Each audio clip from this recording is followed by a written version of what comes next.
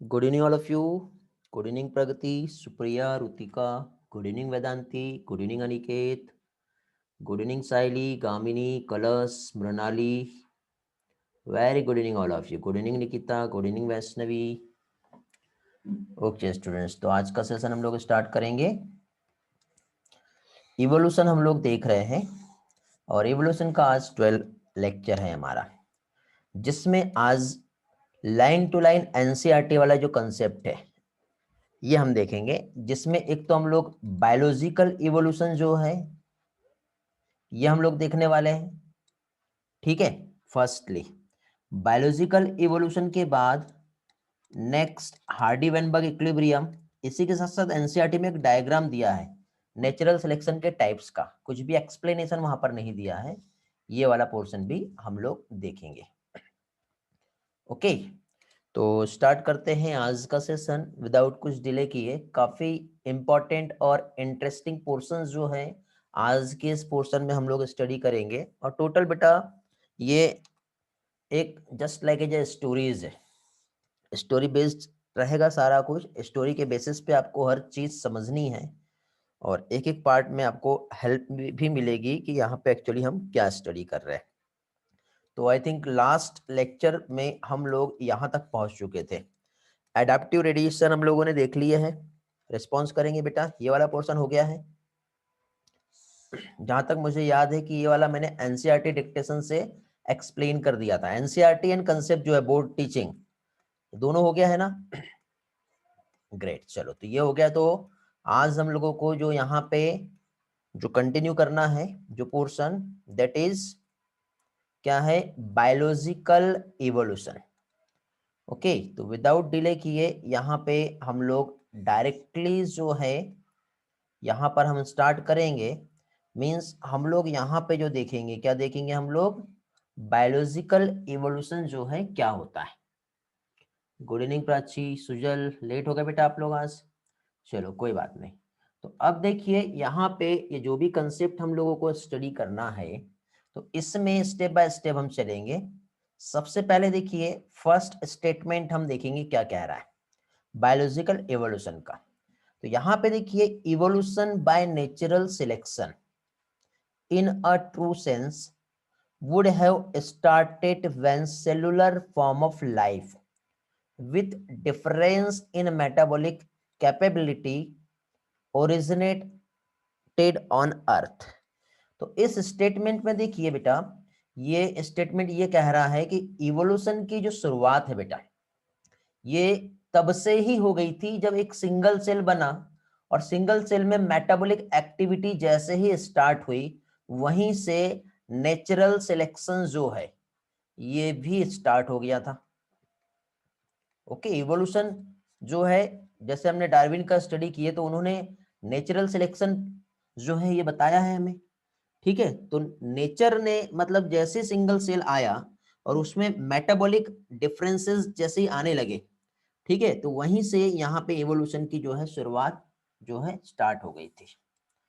ठीक है, next paragraph में यहाँ पे जो है यही कहा है कि essence of Darwinian theory about evolution is natural selection.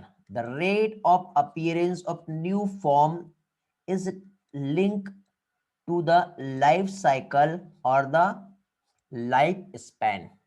तो यहाँ पे देखिए इस स्टेटमेंट में क्या कहा है कि जनरली क्या कह सकते हैं हम लोग, जो नेचुरल सिलेक्शन की हम बात करें, ठीक है, तो नेचुरल सिलेक्शन जो है ये या तो लेस इफिशियंस होगा या फिर मोर इफिशियंस होगा। कब, जब सेल के नंबर्स जो है इंक्रीज हो रहे हैं। मींस डार्विन की थ्योरी का एसेंस या आउटकम भी हम देखें तो वो क्या है, नेचुरल सिलेक्शन ही है, ठीक है।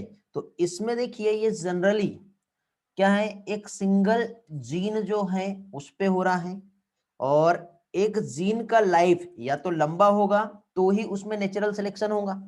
क्योंकि देखिए यहाँ पे लाइफ साइकिल की हम बात कर रहे हैं, एनसीईआरटी जो हमें यहाँ पे बता रहा है न्यू फॉर्म ऑफ लाइफ जो है लिंक है किससे, लाइफ स्पेन से या फिर लाइफ साइकिल से।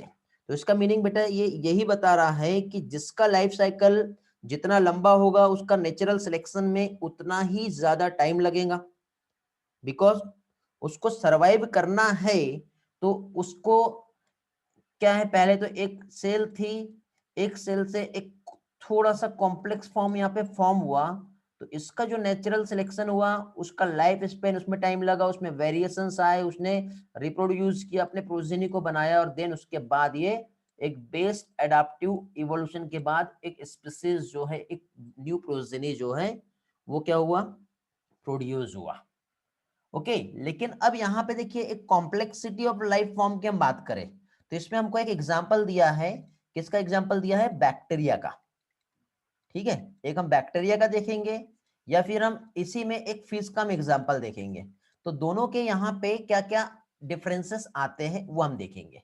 तो जैसे कि सपोज एक एग्जांपल मैं आप लोगों को समझा रहा हूं कि ये इस तरह से यहाँ पे एक अगार प्लेट है, और इस अगार प्लेट में स्पेशल टाइप का जो बैक्टीरिया है वो यहाँ पे ग्रो कर रहा है।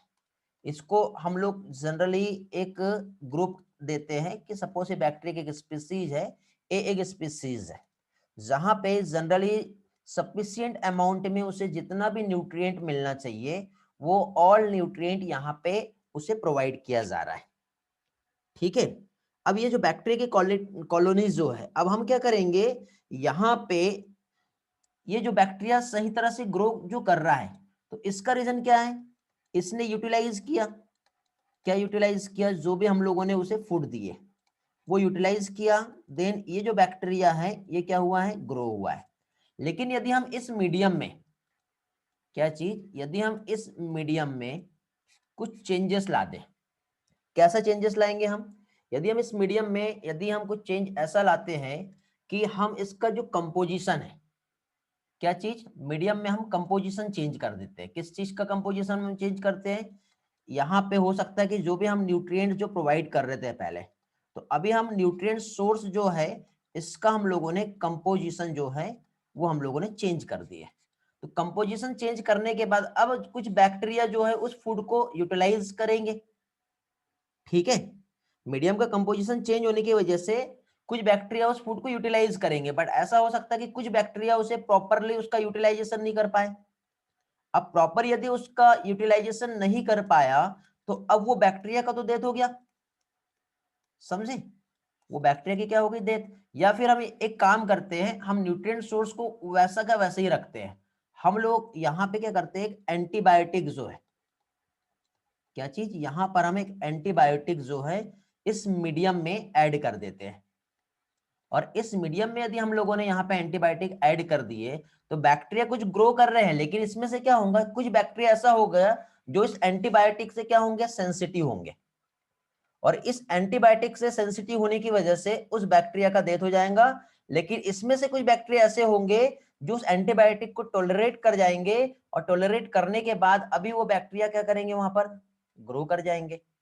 तो टॉलरेट करने के बाद अभी यहाँ पे ये जो बैक्टीरिया है ये ग्रो कर जा रहे, तो अभी यहाँ पे ये जो न्यू पॉपुलेशन जो आएगी तो इस पॉपुलेशन को जो बैक्टीरिया है इसको हम क्या है, बी कॉलोनी कहेंगे।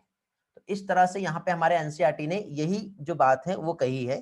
तो स्टेप बाय स्टेप चलो समझने की कोशिश करते हैं यहाँ पे क्या बताया हुआ है।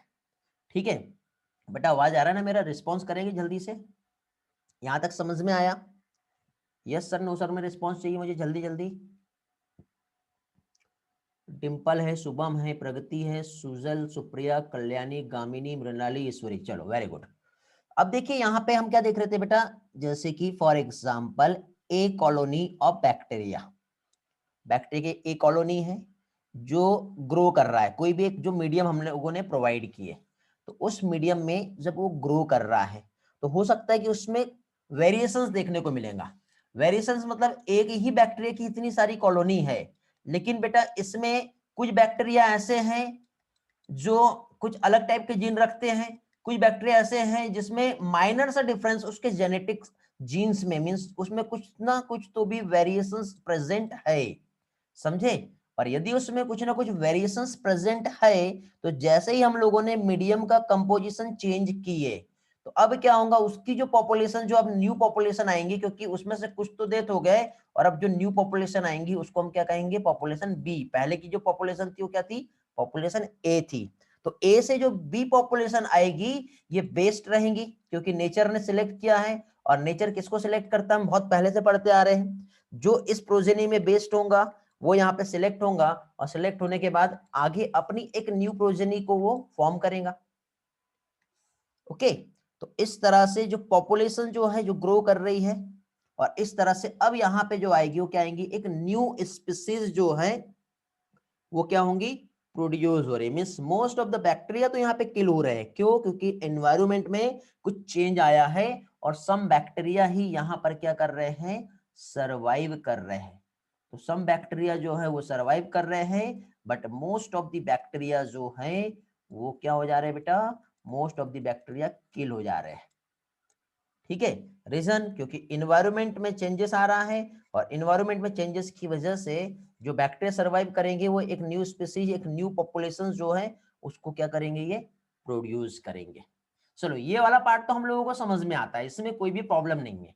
लेकिन बेटा यही चीज हम जब देखते हैं कहाँ पे, यही बात जब हम एक फीस या फिर फॉल्स में करते हैं, ठीक है, तो इसमें देखिए बैक्टीरिया की पॉपुलेशन तो बहुत जल्दी बहुत फास्टली ग्रो कर गई है। बैक्टीरिया को एक बैक्टीरिया से दो बैक्टीरिया होने में और बैक्टीरिया को मल्टीप्लाई करने में, अगेन एंड अगेन मल्टीप्लाई करने में थोड़ा ही टाइम लगा। ठीक है, कुछ ही टाइम पे ये देखो यहाँ पे विद इन आवर्स, ठीक है, मिलियन ऑफ बैक्टीरिया यहाँ पे प्रोड्यूस हो गए। ठीक है, मल्टीप्लाई हो गया बेटा, माइक्रो ऑर्गेनिजम्स जो है बहुत फास्ट डिवाइड हो रहे हैं। लेकिन यही चीज हम लोग बेटा फीस की हम बात करें या फिर हम फॉल्स की बात करते हैं, तो फीस और फॉल्स की यदि हम बात करें तो इसमें जो इवोल्यूशन हो रहा है उसकी एक बेस्ट एडाप्टिव स्पीसीज जो फॉर्म होने वाली है, उसके लिए क्या होगा, मिलियन ऑफ ईयर्स वहां पे जो है क्या होंगे, उसे लग जाएंगे। ठीक है, तो अब यहां पे देखिए फीस और फॉल्स को लॉन्ग टाइम लग रहा है, लेकिन फिर भी इसमें देखिए जो स्पीसीज जो बेटर रहेगी वो फिट रहेंगी, फिट टू सर्वाइव हमने पढ़े बेटा डार्विन में। इसके लिए यहाँ पे टर्म यूज किया है कि जो न्यू स्पीसीज थी ए के कंपैरिजन में जो बी स्पीसीज है उसका फिटनेस जो है वो क्या है बेटा, बेटर है, किसके कंपैरिजन में, ए स्पीसीज के कंपैरिजन में। ओके, और फिटनेस मींस व्हाट, फिटनेस किस चीज को बता रहा बेटा, ये फिटनेस मींस रिप्रोडक्टिव फिटनेस, पढ़े हम लोगों ने। और reproductive fitness means what, reproductive fitness किस चीज को रिप्रेजेंट करता है, रिप्रोडक्टिव फिटनेस रिप्रेजेंट करता है किसे, जो अपनी नंबर ऑफ प्रोजेनी को क्या कर सकता है, बढ़ा सकता है। ओके, तो ये बात यहां पे हो रही है। ठीक है, तो इस तरह से यहाँ पे अभी हम लोगों ने ये कंसेप्ट देखे, means fitness, ability to reproduction, जिसमें नंबर ऑफ प्रोजेनी जो है यहाँ पे क्या होंगी, कंटिन्यू आगे बढ़ेगी। तो इस तरह से यहाँ पे हम लोग फिटनेस को कहे तो ये किस पर बेस्ड होगा बेटा, कैरेक्टरिस्टिक्स विच आर इनहेरिटेड, क्योंकि देखिए यहाँ पे एक बैक्टीरिया की पॉपुलेशन है, और ये जो बैक्टीरिया की पॉपुलेशन यहाँ से जब आगे बढ़ रही है तो इसके कुछ कैरेक्टर जो है वो क्या होंगे, इनहेरिटेड होंगे, या तो अच्छे कैरेक्टर होंगे या फिर बुरे कैरेक्टर होंगे। बट जनरली ज्यादातर क्या हो रहा है बेटा, एक वेल कैरेक्टर्स जो है वो आगे बढ़ रहे हैं, जिसकी वजह से वो क्या है बेटा, स्पीसीज सरवाइव कर रही है। देखो यहाँ पे हम लोगों ने शुरुआत में पढ़े क्या चीज, that is natural selection. Very good बेटा सुजल, ग्रेट। ठीक है, क्या कहलाता है ये, नेचुरल सिलेक्शन। तो इस तरह से ये जो हो रहा है किस पर हो रहा है बेटे, जीन पर हो रहा है, जेनेटिक बेसिस जो है जीन के लेवल पे इसका सिलेक्शन हो रहा है। ओके, इतना कंसेप्ट समझ में आ गया, किसी को कुछ पूछना है, क्योंकि ये वाला पोर्शन में सारा क्लियर करने वाला हूं, वापस से स्लाइड में नहीं दिखेगा आपको फिर ये। ओके, इतना पोर्शन ओके है तो आगे बढ़ते हैं, चाहो तो स्क्रीनशॉट ले सकते हो।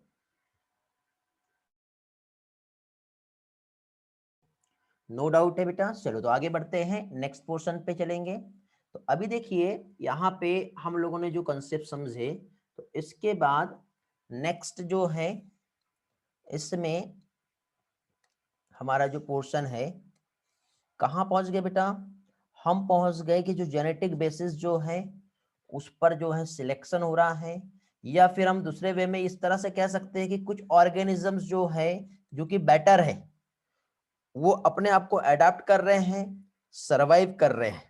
ठीक है, अदरवाइज हॉस्टाइल इन्वायरमेंट, इकोलॉजी के बेसिस पे भी हम देखें बेटा तो हमको एक ही चीज समझ में आती है कि इन्वायरमेंटल कंडीशन में जिसने अपने आप को अडाप्ट किया वही सरवाइव करेगा, और उसमें एक एबिलिटी है कि अपने कैरेक्टर को वो अपनी प्रोजेनी में भी आगे देगा, तो टोटल जीन के लेवल पे होगा, और इस तरह से उसमें फिटनेस देखने को मिलेगी। और एंड ऑफ द रिजल्ट हम देखिए तो उसमें जो एबिलिटी है अपने आप को अडाप्ट करने का, वो नेचर के थ्रू सिलेक्ट हुआ है, और नेचर के थ्रू जब सिलेक्शन हुआ है इसका, तो ऑब्वियसली इस स्पीसीज से जो एक न्यू स्पीसीज बनेगी वो क्या रहेगी, वो बेटर सर्वाइवल रहेगी। ओके, इतना पार्ट समझ में आ गया होगा। कुछ स्टूडेंट को ये ब्रांचिंग डिसेंट का मीनिंग नहीं समझ में आता क्या होता है, एंड नेचुरल सिलेक्शन। साहिल बेटा कहाँ थे आप? इस पेज को फास्ट रिवाइज करना है। देखिए बेटा इस पेज को फास्ट रिवाइज करवा देता हूँ, डोंट वरी, टेंशन ना लो।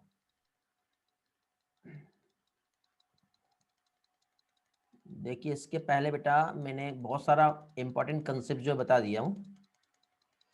देखिए यहाँ पे हम लोग जो कंसेप्ट देख रहे हैं, ठीक है, ये जो कंसेप्ट है इसमें मैंने सबसे पहले ये वाला जो है हम देख रहे थे, तो इसमें देखिए बेटा एक मीडियम है, मीडियम में यहाँ पे एक बैक्टीरिया की कॉलोनी है। इस बैक्टीरिया की कॉलोनी को स्पेशल टाइप का न्यूट्रिएंट एंड कंपोजिशन हम प्रोवाइड कर रहे हैं, साथ ही साथ हम एंटीबायोटिक हम प्रोवाइड करते हैं। तो यहाँ पे जो बैक्टीरिया है वो फूड को किस तरह से यूटिलाइज कर रहे हैं, तो कुछ जो यूटिलाइज करेंगे वो आगे ग्रो करेंगे, लेकिन जो बैक्टीरिया यूटिलाइज नहीं कर पाएंगे उनका डेथ हो जाएगा। तो डेथ हो गया वो तो गया, लेकिन ऐसे बैक्टीरिया जिसमें कुछ वेरिएशंस प्रेजेंट है, और बैक्टीरिया में बेटा कुछ टाइम में क्या होता है, मल्टीपल नंबर ऑफ कॉलोनीज जो है वो क्या होती है, फॉर्म होती है, ठीक है।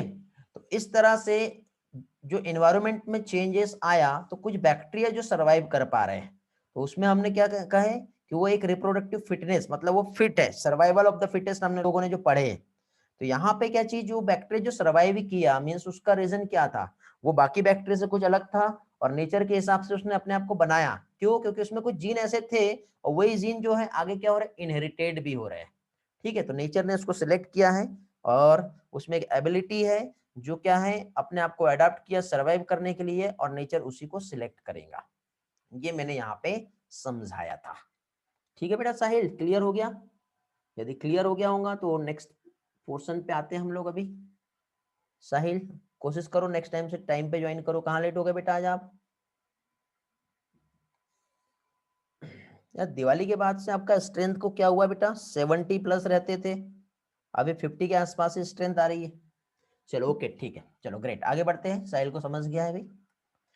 किसी का कॉल आ रहा है कि बेटा, आप में से किसी का कॉल आ रहा है? क्लास के टाइम पे मैं कॉल कैसे रिसीव करूं? चलो ओके आगे बढ़ते हैं। अब देखिए यहाँ पे ब्रांचिंग डिसेंट का मीनिंग क्या होता है ये हम देखेंगे। चलो बेटा कोई बात नहीं साहिल, नेटवर्क प्रॉब्लम थी, ठीक।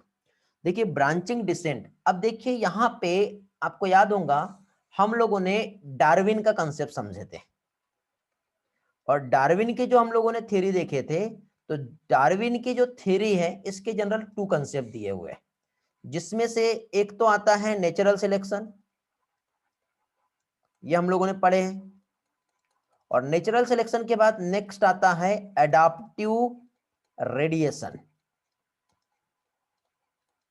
क्या आता है? Adaptive radiations. तो नेचुरल सिलेक्शन में एक तो हमने पेस्टिसाइड का एग्जांपल देखे, और साथ ही साथ हम लोगों ने यहाँ पे अगेन एक और एग्जांपल देखे थे, कौन सा? मौत का, ठीक है, बिस्टन बेटुलेरिया वाला। तो ये नेचर के थ्रू सिलेक्टेड कंडीशन हमने देखे। इसके बाद नेक्स्ट एडाप्टिव रेडिएशन हमने देखे हैं, मींस यहाँ पे एक स्पीसीज है वो कौन सी जगह पे गई, ठीक है, और उसके अकॉर्डिंग उसके फीचर्स हो गए, that is the branching tree, branching descent कहते हैं इसको। इसी का बेटा जो सिनोनिम है वो है एडाप्टिव रेडिएशन, तो कंफ्यूज नहीं होना है। ब्रांचिंग डिसेंट यदि आया तो वो एडाप्टिव रेडिएशन को रिप्रेजेंट कर रहा है, याद रखेंगे, समझे। अब यहाँ पे देखिए ये जो नेचुरल सिलेक्शंस है इसके टाइप्स जो है 3 टाइप्स दिए हुए हैं, टाइप्स ऑफ नेचुरल सिलेक्शन। तो हम नेचुरल सिलेक्शन के टाइप्स देखेंगे जो कि हमारे एनसीईआरटी ने कुछ डायग्राम्स जो है उसमें समझाया है, जिसमें इसके 3 टाइप्स बताए, ठीक है। जिसमें से एक जो आता है स्टेबलाइजिंग सिलेक्शन आता है, सेकंड जो है स्टेबलाइजिंग के बाद यदि हम देखें तो एक आता है डिसरप्टिव और उसी के साथ साथ एक देखे तो उसमें एक आता है डायरेक्शनल। ऐसे 3 टाइप जो है वो यहाँ पे जो हमारे एनसीईआरटी का ही नेक्स्ट इसमें दिया हुआ है वो हम समझते हैं, थोड़ा सा कंसेप्ट समझते हैं। कंसेप्ट के बाद फिर उसको पिक्चराइजेशन की हेल्प से समझेंगे। ठीक, इतना पार्ट जो है बेटा यहाँ पे जरूरी नहीं है। नेचुरल सिलेक्शन में उसने ये बीच में पेज को रख के गड़बड़ कर दी और फिर उसमें वो वाला पार्ट जो है यहाँ पे डायग्राम में समझाया है। तो एनसीईआरटी में बेटा इस पोर्शन को लेकर सिर्फ और सिर्फ डायग्राम ही बताया है और इसके अलावा और कुछ भी एक्स्ट्रा नहीं बताया है। तो ये होता क्या है ये अभी हम समझेंगे। तो देखिए बेटा इसमें जनरल सा मेन कंसेप्ट समझो, यहाँ पे क्या बताना चाह रहा है। यहाँ पे बेटा ये जो है ये एक मेन पॉपुलेशन है, ये मेन ग्राफ है। यहां से इस ग्राफ को 3 पार्ट में डिवाइड किया हुआ है। 3 पार्ट में कैसे डिवाइड किया है इस ग्राफ को, तो देखिए यहाँ पे फर्स्ट जो आ रहा है, थोड़ा छोटा कर लेते हैं हम लोग ताकि आपको प्रॉपरली उस पेज का पोर्शन समझ में आए। तो देखिए बेटा ये जो डायग्रामेटिकली रिप्रेजेंटेशन है, फर्स्ट स्टेबलाइजिंग, सेकंड डायरेक्शनल और थर्ड क्या आ रहा है डिसरप्टिव। आप आपके फोन में या पीसी में यूज कर रहे होंगे तो इस पार्ट को आप जूम करके देख सकते हो। ठीक है, तो इस तरह से यहाँ पे ये 3 टाइप है बेटा। एक इसके 3 टाइप से ये है नेचुरल सिलेक्शन के। अब ये जो नेचुरल सिलेक्शन जो है, तो अब यहाँ पे देखिए हम लोगों को जनरली इस तरह से एक ग्राफ दिया है। ग्राफ में जैसे कि इधर x और इधर y होता है, फिजिक्स आप पढ़ते हो तो ये चीज तो आपको बहुत अच्छे से मालूम होंगी।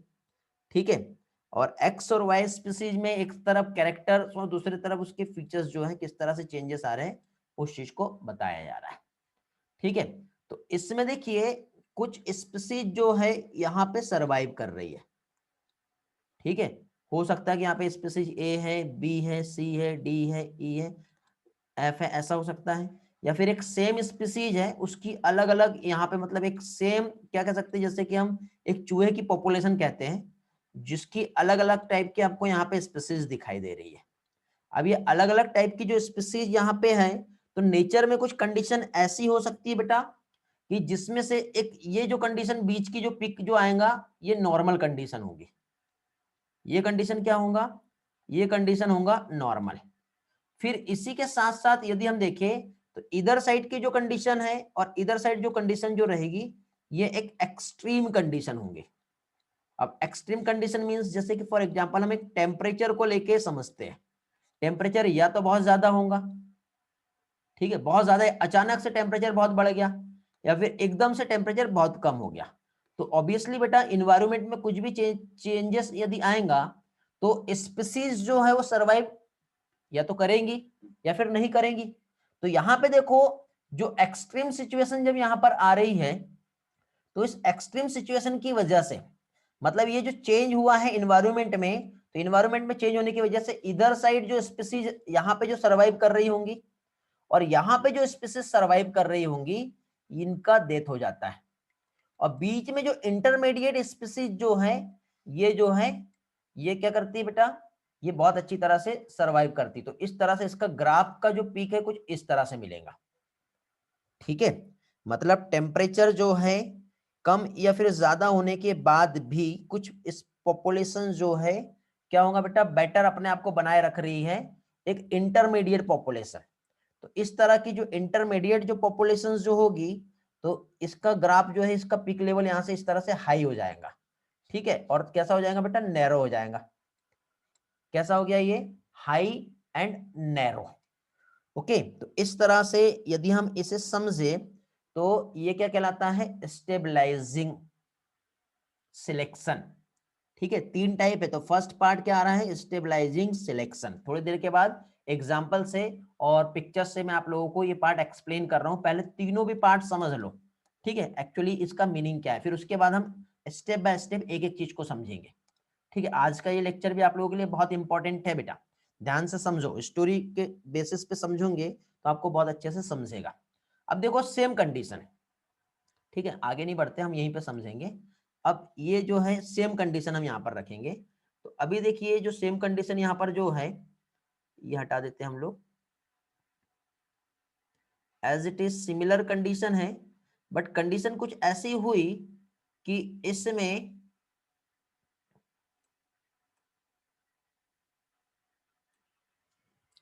कंडीशन कुछ ऐसी बनी जिसमें क्या हुआ, ये हमारी ओरिजिनल पॉपुलेशन थी, ठीक है। अब ओरिजिनल पॉपुलेशन में इधर कुछ स्पीसीज थी और इधर कुछ स्पीसीज थी और यहाँ पे कुछ स्पीसीज थी, ठीक है। अब अचानक से क्या हुआ, रेनफॉल जो है वो क्या हुआ, कम हो गया। अब रेनफॉल कम होगा तो ऑब्वियसली बेटा पानी नहीं मिलेगा, तो सर्वाइव करने के लिए प्रॉब्लम होगी स्पीसीज को। साथ ही साथ टेम्परेचर भी जो है वो बढ़ने लगेगा, जैसे डेजर्ट वाली जगह हम कह सकते हैं, ठीक है। वाटर कम है तो ऑब्वियसली यहाँ पे जो स्पीसीज जो सर्वाइव कर रही थी उसको अपनी जगह को छोड़ के आगे बढ़ना पड़ेगा। तो यहाँ पे जो पॉपुलेशन है ये छोड़ के आगे बढ़ जा रही है, मूव कर जा रही है। तो ये जो मूवमेंट जब देखने को मिलेगा उस स्पीसीज में, तो इस टाइप का में जो यहाँ पे रहेंगी वो तो गई, या फिर यहाँ पे कुछ ऐसे रह सकते हैं जैसे कि फॉर एग्जांपल लिजार्ड, फ्रॉग, ऐसी स्पीसीज तो यहाँ पे सरवाइव कर सकती है लेकिन लिमिटेड नंबर में, लेकिन मैक्सिमम स्पीसीज को यहाँ से छोड़ के आगे मूव कर जाना पड़ेगा। तो इस टाइम पे जो ग्राफ है ये ऐसा हो जाएगा, मतलब इसका ओरिजिनल ग्राफ पहले यहाँ पर था, अब ये यहां से ना रह करके ये आगे बढ़ गया तो इधर साइड चला गया। तो इस टाइप का जो सिलेक्शन है ये क्या कहलाता है बेटा, डायरेक्शनल, डायरेक्शन चेंज हुआ है ना, तो इस टाइप का सिलेक्शन जो है वो क्या कहलाएगा, डायरेक्शनल सिलेक्शन कहलाएगा, ठीक है। इस टाइप का सिलेक्शन जो है डायरेक्शनल कहलाएगा। अब थर्ड पॉइंट समझते हैं ये वाला किस चीज को बता रहा है। ये वाला देखो यहाँ पे सेम स्पीसीज है, अचानक से यहाँ पे बहुत ज्यादा बर्फबारी हो गई, बर्फ गिरने लगे यहाँ पर।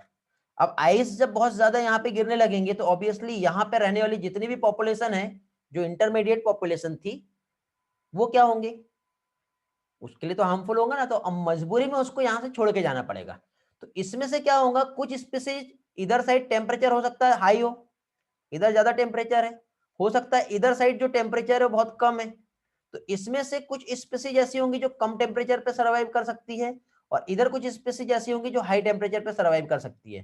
तो आधी इस जगह को छोड़ के इधर चली गई और आधी इस जगह को छोड़ के इधर चली गई और बीच में सब कुछ तबाह हो गया। तो इसका जो ग्राफ है एक तो ऐसा, फिर नीचे से ऐसा और फिर ऐसा बनेगा, समझे। तो स्पीसीज यहाँ की तो खत्म हो गई, यहाँ की और यहाँ की बढ़ गई। तो इस तरह का जो सिलेक्शन है वो क्या कहलाता है, डिसरप्टिव सिलेक्शन कहलाता है।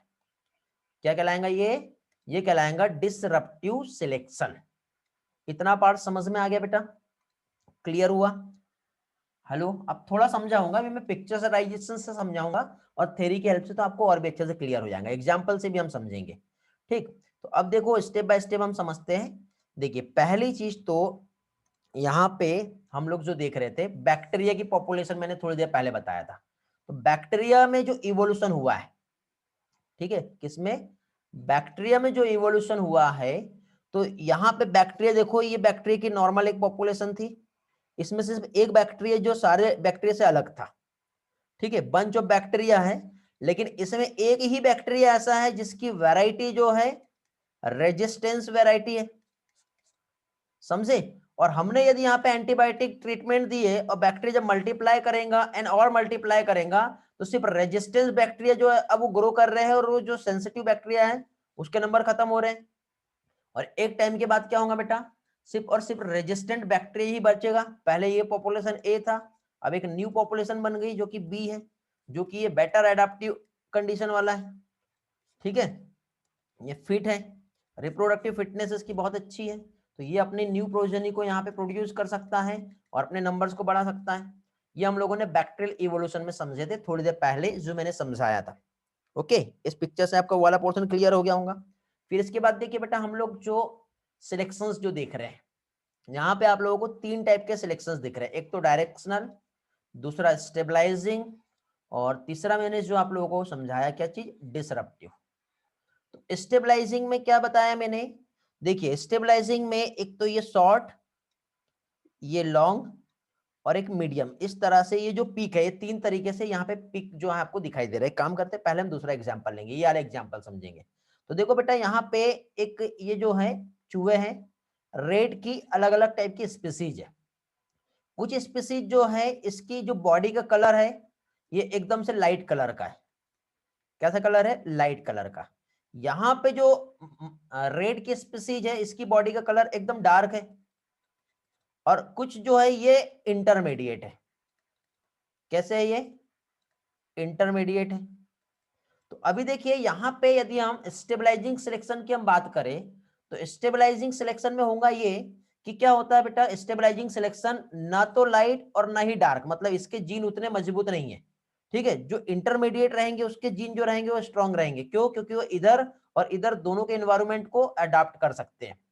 तो जब नेचुरल सिलेक्शन की जब हम बात करेंगे, स्टेबलाइजिंग सिलेक्शन, तो स्टेबलाइजिंग सिलेक्शन किसको सिलेक्ट कर रहा है बेटा? जो इंटरमीडिएट पॉपुलेशन है वो। तो इस तरह से इसका पिक जो रहेगा वो एक तो नैरो हो जाएगा और साथ ही साथ क्या होगा, एकदम पिक इस तरह से बीच का ये वाला पिक जो है ऐसा बढ़ जाएगा। तो इस टाइप का जो सिलेक्शन है वो क्या कहलाएगा? Stabilising selection. Okay. Second thing, अब यहाँ पे जैसे मैंने आप लोगों को थोड़ी देर पहले बताया था, ये पहले ये हमारी ओरिजिनल पॉपुलेशन थी, किसी कारण से उस पॉपुलेशन को अपनी जगह को छोड़ के आगे बढ़ना पड़ा, तो ये आगे की जो न्यू पॉपुलेशन है कौन सी वाली आई बेटा? ये डार्क वाली आई, मतलब इंटरमीडिएट और लाइट वाली पॉपुलेशन वहां पे सिलेक्ट नहीं हो रही है। कैसे आ रही है बेटा? डार्क वाली पॉपुलेशन यहाँ पे सिलेक्ट हो रही है। क्यों? क्योंकि मैंने आपको क्या बताया था, हो सकता है रेनफॉल हो गया होगा, ठीक है, या फिर हो सकता है एकदम से वहां पे क्या कह सकते हैं हम लोग, पानी नहीं आया तो सूखा पड़ गया है, अकाल छा गया है, तो ऑब्वियसली स्पीसीज या पॉपुलेशन को वहां से मूव करके आगे बढ़ना पड़ेगा। मूव करने के बाद यहाँ पे अब जो न्यू पॉपुलेशन जो मूव करने के बाद जो बनेगी वो एक इवॉल्व पॉपुलेशन रहेगी। तो इस तरह का जो सिलेक्शन रहेगा वो क्या कहलाएगा? डायरेक्शनल सिलेक्शन कहलाएगा। ओके। और डिसरप्टिव में क्या होगा? एकदम से यहाँ से सब खत्म हो गया तो कुछ स्पीसीज इधर और कुछ इधर चली गई, तो इधर अपनी एक न्यू पॉपुलेशन बना ली और इधर एक न्यू पॉपुलेशन बना ली, जिसमें से एक तो लाइट और डार्क वाले बचे और इंटरमीडिएट वाला नहीं बचा। तो इस तरह से यहाँ पे हो सकता है। तो देखो यहाँ पे कंसेप्ट में यही कहा है, कुछ एक्सपेरिमेंट और एग्जाम्पल भी है जो हम समझेंगे। तो सिलेक्शन जो है यहाँ पे किसको बेटा? जो एक्सट्रीम है, कोई एक एक्सट्रीम को जब सिलेक्ट करेगा तो वो डायरेक्शनल कहलाएगा, या तो इधर वाला या तो इधर वाला, कोई भी एक एक्सट्रीम सिचुएशन वाली पॉपुलेशन को जब सिलेक्ट करेगा तो इस टाइप का सिलेक्शन जो है वो डायरेक्शनल सिलेक्शन कहलाता है। जैसे कि फॉर एग्जांपल यहाँ पे आपको ये जो स्पीसीज दिखाई दे रही है, ठीक है, तो इसमें से कोई भी एक एक्सट्रीम ट्रेट जो है वो सिलेक्ट हो रहा है, मीडियम वाला हो सकता है इधर चला गया होगा, बाकी सब खत्म हो गए। तो यहाँ पे क्या कह सकते हैं हम लोग, एक अब एग्जांपल जो है जनरली हमारे एनसीईआरटी में नहीं दिया है, लेकिन देखिए wiggly tails look like snake and क्या है, जो प्रेडेटर उसको एस्केप कर रहा था, तो लॉन्गर टेल वाले जो रहेंगे जो स्नेक है वो बच गए, बाकी सब खत्म हो गए, ठीक है। इसके बाद यहाँ पे देखिए स्टेबलाइजिंग पॉपुलेशन में जो इंटरमीडिएट थे वो बचे, एक्सट्रीम वाले दोनों भी यहाँ पे नहीं बचेंगे, ये भी खत्म हो गया और ये भी खत्म हो गया, दोनों के बीच का जो रहेगा वो क्या होगा? वो बचेगा, ठीक है। यहाँ पे जो है डिसरप्टिव में उल्टा बता दिया, क्या यहाँ पे मीडियम वाला ही बचा है, यहाँ पे क्या होगा? मीडियम वाला खत्म हो गया, एक तो एक्सट्रीम वाले दोनों भी साइड के जो हैं दोनों भी यहाँ पे सरवाइव कर रहे हैं, ठीक है। अब यहाँ पे इस कंसेप्ट को वापस से उसी पार्ट में with the help of theory हम समझ लेते हैं कि क्या यहाँ पे हम कंसेप्ट देख रहे थे, ठीक है। तो देखिए बेटा यहाँ पे जो है इस डेटा को हम समझेंगे, जस्ट वेट, क्या हुआ, यहाँ पे हम लोग जो नेचुरल सिलेक्शन जो देख रहे हैं, तो नेचुरल सिलेक्शन में जैसे मैंने आप लोगों को 3 टाइप्स जो है एक्सप्लेन किया। 3 टाइप में फर्स्ट मैंने आप लोगों को क्या बताया बेटा? डायरेक्शनल या फिर प्रोग्रेसिव सिलेक्शन कहते हैं इसको। डायरेक्शनल मतलब जो यहाँ से आगे बढ़ रहा है, तो इसमें क्या है, ये किसको फेवर कर रहा है? एक एक्सट्रीम वैल्यू को, और बाकी जितने भी जो दूसरी अनदर एक्सट्रीम वैल्यू है उसको इलिमिनेट कर रहा है, मतलब एक को सिलेक्ट कर रहा है दूसरे को इलिमिनेट कर रहा है, ठीक है। एवरेज वैल्यू वाले को भी क्या कर दे रहा है? एलिमिनेट कर दे रहा है। तो इस तरह से बेटा जब नेचुरल सिलेक्शन होगा तो हमेशा जो है जो मीन वैल्यू जो होती है, मीन वैल्यू मतलब क्या कह सकते हैं, जो मीन वैल्यू है सबका मीन जो निकालते हैं ना, मीन मोड मीडियम वही वाला, तो मीन वैल्यू जो रहेंगी वो क्या होंगी? हमेशा चेंज हो जाएगी। तो पिक जो रहेगा वो शिफ्ट हो रहा है किस तरह से? वन डायरेक्शन में। तो जब वन डायरेक्शन में जब पिक शिफ्ट हो जाएगा तो इस तरह का जो है क्या कहलाता है बेटा? Selection directional natural selection. जैसे इंडस्ट्रियल मेलानिज्म या फिर डीडीटी रेजिस्टेंस पेस्ट, इसका हम एग्जांपल देखें तो वो डायरेक्शनल सिलेक्शन में आता है। क्यों? क्योंकि आपने देखे होंगे हम लोगों ने इंडस्ट्रियल मेलानिज्म में एक व्हाइट कलर का मॉथ देखे थे और दूसरा ब्लैक कलर का मॉथ देखे थे, क्या दोनों भी सर्वाइव कर रहे थे क्या? बताओ। एक टाइम पे सिर्फ व्हाइट वाला था और दूसरे टाइम पे सिर्फ ब्लैक वाला था, समझे? तो इसमें से जब एक एक्सट्रीम वैल्यू सिलेक्ट हो रही है और दूसरी वाली इलिमिनेट हो जा रही है, मीन वाला भी या एवरेज वाला भी जब इलिमिनेट हो जाएगा, तो इस तरह का जब सिलेक्शन होगा तो वो डायरेक्शनल कहलाएगा। बेटा एग्जाम में भले एनसीईआरटी में एग्जाम्पल नहीं दिया है, कंसेप्ट समझ लो, एग्जाम्पल कुछ भी आ सकते हैं खुद से बना के। 2019 में भी ये क्वेश्चन आया हुआ है इस पे। ओके, मैंने स्टूडेंट्स को कहा था कि अब तक के ये वाले पार्ट से क्वेश्चन नहीं पूछा गया है, ठीक है, लेकिन इस बार आने के चांसेस है। तो 2019 में इस पे क्वेश्चन आ गया है, ठीक है, मे बी आपको इस बार रिपीट हो सकता है। आगे बढ़ते हैं। तो डायरेक्शनल सिलेक्शन क्या होता है अब आपको समझ में आ गया होगा। डायरेक्शनल के बाद अब डायग्राम तो सारे समझ में आ गए हम लोगों को, थ्योरी समझते हैं। देखिए डायरेक्शनल के बाद नेक्स्ट आता है बेटा डिसरप्टिव। डिसरप्टिव भी मैंने थोड़ी देर पहले बताया आप लोगों को बेटा। डिसरप्टिव में क्या होता है, डिसरप्टिव में ये जो इंटरमीडिएट पॉपुलेशन है वो खत्म, दोनों साइड की जो एक्सट्रीम पॉपुलेशन है उसको ही सिलेक्ट करेगा। तो इस टाइप का जो नेचुरल सिलेक्शन है, जब मेंबर ऑफ बोथ एक्सट्रीम जब सिलेक्ट होंगे साइमल्टेनियसली और एवरेज वैल्यू को जब रिजेक्ट कर दिया जाता है, तो इस टाइप का जो सिलेक्शन है वो डिसरप्टिव सिलेक्शन कहलाता है। और after the natural selection 2 peak जो रहेंगे वो फॉर्म होंगे, इस तरह से 2 पीक यहाँ पे फॉर्म होंगे, और मीन वाला पीक जो रहेगा वो क्या होगा, खत्म हो जाएगा, ठीक है। जैसे कि फॉर एग्जांपल सेल पैटर्न जो है जनरली जैसे मॉलस्का, मैराइन मॉलस्का जो है उसमें देखने को मिलता है ज्यादातर बेटा। नेचर में सबसे ज्यादा यदि हम देखें नेचुरल सिलेक्शन जो होता है तो वो यही वाला होता है डिसरप्टिव। इसके सारे एग्जांपल जो है डिसरप्टिव में ही आएंगे, ठीक है। और स्टेबलाइजिंग देख लेते हैं हम लोग अभी। स्टेबलाइजिंग में क्या आएगा, तो स्टेबलाइजिंग की यदि हम बात करें तो स्टेबलाइजिंग सिलेक्शन जो होता है क्या होगा बेटा, तो स्टेबलाइजिंग सिलेक्शन ये किसको फेवर कर रहा है बेटा, एवरेज वैल्यू को, जो नॉर्मल फिनोटाइप है, और एक्सट्रीम वेरिएंट को एलिमिनेट कर देगा। इसके पहले क्या था, एक एक्सट्रीम सिलेक्ट हो रहा था, यहाँ पे क्या हो रहा है, एवरेज वाला सिलेक्ट हो रहा है, एक्सट्रीम वाला क्या हो रहा है, इलिमिनेट हो जा रहा है। तो इस तरह के नेचुरल सिलेक्शन में मीन वैल्यू जो है वो कभी भी चेंज नहीं होता, ये इंपॉर्टेंट टर्म है बेटा। स्टेबलाइजिंग सिलेक्शन में मीन वैल्यू जो है वो चेंज नहीं होगा। बट इसके बाद वाला जो हम लोगों ने देखे थे डायरेक्शनल सिलेक्शन में मीन वैल्यू चेंज होता है। ये एक एमसीक्यू का क्वेश्चन है बेटा, ये याद रखोगे, नीट 2021 के लिए आप लोगों का ये इंपॉर्टेंट पार्ट है, ठीक है। 47 स्टूडेंट अभी है क्लास में, और आप लोग याद रखना ये क्वेश्चन आएगा तो आप मुझे मैसेज करके बताओगे या कॉल करके कि हाँ सर ये क्वेश्चन आया था आपने बताए थे, ठीक है।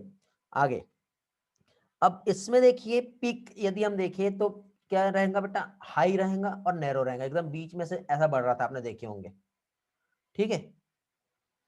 ये ज्यादातर अब देखो ये कहाँ देखने को मिलती है, मोर्टेलिटी जो है ह्यूमन बेबीज में। आपने देखना छोटे बच्चे जो होते हैं जब उनका बर्थ होता है तो बर्थ होने के टाइम पे बेटा उनका जो वेट जो होता है वो जनरली 2 से लेके 3 केजी के आसपास होता है।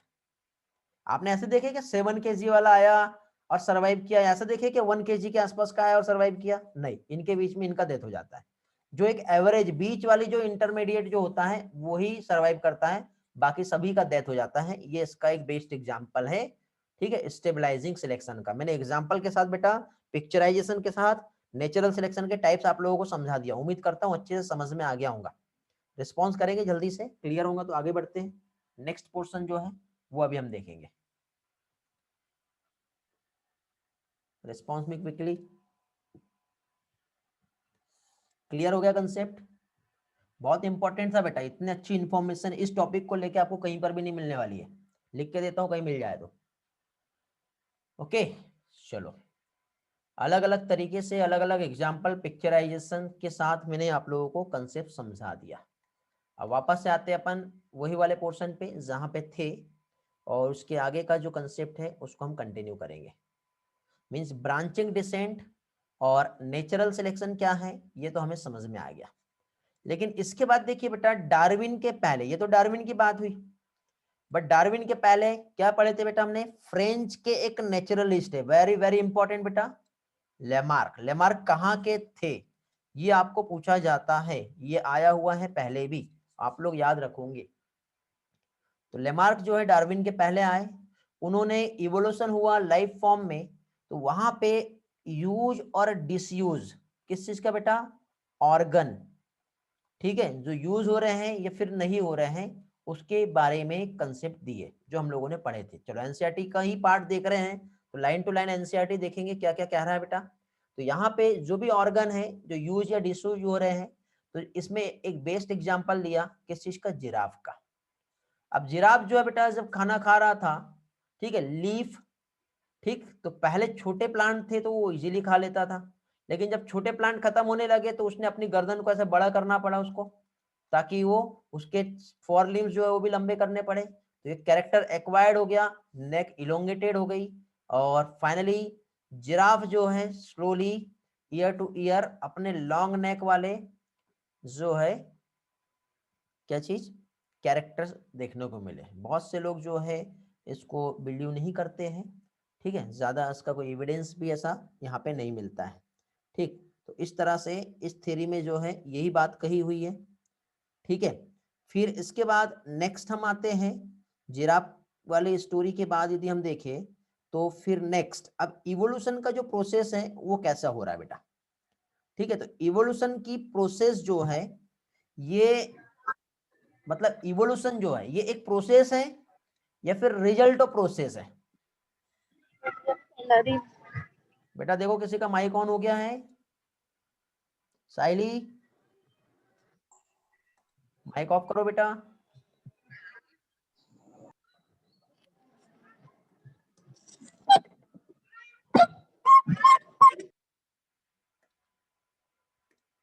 ओके चलो मैं म्यूट कर दे रहा हूं। बेटा बोर तो नहीं हो रहा ना आप लोग? स्ट्रेंथ कम होना मीन्स इवोल्यूशन में आपने एक चीज तो बता दी है कि सही में सर बोर होता है। बेटा इवोल्यूशन को इस तरह अच्छे से स्टोरी और कंसेप्ट के साथ मैंने आप लोगों को पढ़ाया हूँ, ठीक है। जो लोग बोर हुए वो लोग भाग गए, ये तो श्योरिटी है। बाकी लेक्चर में क्या strength I don't know, but मुझे एक चीज तो समझ में आ गई कि इवोल्यूशन, अभी तो इकोलॉजी बचा है, फिर क्या होगा बेटा? बोर नहीं हो रहा है, वेरी गुड। हाँ बेटा तेजस्विनी, अच्छा है, बोर नहीं हो रहा, चलो वेरी गुड। जिन लोगों को बोर हुआ वो तो क्लास छोड़ के भाग गए हैं, अब भागने वाले हमेशा भागते रहेंगे, एक बात याद रखना। लास्ट 5 मिनट में मैंने अनिकेत क्या बताया था, आपका नेटवर्क कनेक्शन आया था? हाँ क्वेश्चन भी लेते जाऊंगा बेटा, डोंट वरी, टेंशन न लो। अभी आप लोगों का रिवीजन शेड्यूल मिल गया क्या आपको? कल का मैसेज आ गया है? कल आप लोगों का सेल बायोलॉजी, सेल बायोलॉजी में cell division, biomolecule, cell unit of life, 90 questions रहेंगे। ओके 90 क्वेश्चंस का आपका टेस्ट है, और 90 क्वेश्चन का जो आप लोगों का टेस्ट है इसमें मुझे आप लोगों का बेस्ट परफॉर्मेंस चाहिए, रिजल्ट अच्छा आना चाहिए। मैंने शेड्यूलिंग दे दिया था बेटा, 5 टेस्ट पेपर दिया, जिसका फर्स्ट वाला कल है। इस संडे को जो है बेटा आपका टेस्ट नंबर 3 है, टेस्ट 3, जिसमें मॉलिक्यूलर बेसिस ऑफ इनहेरिटेंस आ रहा है, इवोल्यूशन भी आ रहा है, और साथ ही साथ मेंडेलियन जेनेटिक्स भी आ रहा है। बीच में इन दोनों के बीच में एक आ रहा है टेस्ट 2 जो कि प्लांट फिजियोलॉजी वाला है। प्लांट फिजियोलॉजी टेस्ट 2 में रखा था, बट उसको अभी हमने चेंज कर दिया उसके ऑर्डर, इसलिए मैंने आपको क्या कहा था, 2 दिन पहले ही आपको हर टेस्ट के जो है डेट मिलेगी, ठीक है। मिक्स टाइप का रहेगा बेटा, एनसीईआरटी बेस्ड भी रहेगा, बट उसमें कुछ पार्ट जो मैंने जो मेहनत किया आपके पीछे और रियल में जो इंपॉर्टेंट है वो तो मैं दूंगा ही दूंगा, तभी तो आपका लेवल बनेगा और आपको समझेगा, समझे। जितने भी बेटा एनसीईआरटी बेस्ड भी है, बट उसके अलावा कुछ ऐसा जो एनसीईआरटी में नहीं दिया है और मुझे जो इंपॉर्टेंट लगता है, और लगता मुझे है इसलिए नहीं दे रहा हूँ, रियल में जिसकी क्वेश्चंस की इंपॉर्टेंस है, जिससे बेटा आपके अदर एनसीईआरटी के कंसेप्ट जो है आपको समझेंगे, और साथ ही साथ आपका प्रिपरेशन बहुत अच्छा होगा, तो वो सारी चीजें जो है वो आप लोगों को मिलेगी। सेल बायो में आपने एनसीईआरटी बेस्ड ही पढ़ा है, कोई बात नहीं। अब देखो सेल बायोलॉजी के मेरे लेक्चर भी अपलोड है वैसे तो, ठीक है। अब उतने मॉडिफाई तरीके से नहीं है, क्योंकि देखो मैंने इसके पहले कभी ऑनलाइन पढ़ाया नहीं हूँ, और अभी ही मैंने ऑनलाइन पढ़ाना सीखा हूँ, तो मैं बहुत अच्छा पढ़ाना चालू कर दिया हूँ। वैसे पहले से ही मैं बेस्ट दे रहा हूँ, ठीक है। बाकी लोगों के कंपैरिजन में मैंने अपना बेस्ट दिया, क्योंकि मेरे पास कोई स्पेशल गैजेट्स नहीं थे, ठीक है। लेकिन उसके बाद भी मैंने जो ऑनलाइन जो स्टार्ट किया था, और ऑनलाइन का कंसेप्ट हमारे एकेडमी में बेटा तब से ही आया है। यदि वो ऑनलाइन क्लास आप लोगों के सपोर्ट से ही चालू हुआ है, स्पेशली एलकेम बैच का जो हम लोगों ने स्टार्ट किए थे सबसे पहले, यदि आप लोग इंटरेस्ट नहीं दिखाते थे ऑनलाइन क्लास में, तो ये ऑनलाइन क्लास अभी आपका नहीं होता और आप अभी भी घर पे बैठे होते, या फिर ऑनलाइन क्लास होता भी तो शुरुआत में ही आपका बहुत टाइम वेस्ट हो जाता था। ठीक है, इसलिए हमने जो है इसको स्टार्ट किया। हाँ बेटा ईश्वरी, आप लोगों का जो कंसिस्टेंसी है मुझे बहुत अच्छा लगा है। ठीक है, कुछ स्टूडेंट ऐसे हैं जो रियल में स्टार्टिंग से लेके लास्ट तक के सभी लोग बहुत अच्छे से अपने आप को मेंटेन किए हैं, और यही बेटा आपके सक्सेस का एक की है। ठीक है, हाँ अब जो भी हो अब तो पढ़ना पड़ेगा। हाँ बेटा वैष्णवी, वेरी गुड। चलो बातें ज्यादा नहीं करते हैं वरना हमारा टॉपिक यहीं रह जाएगा। आज ये एनसीईआरटी वाला पोर्शन ले करके ये 2 क्लास में हम लोगों को इवोल्यूशन कंप्लीट करना है बेटा, फिर हम नेक्स्ट चैप्टर स्टार्ट करेंगे।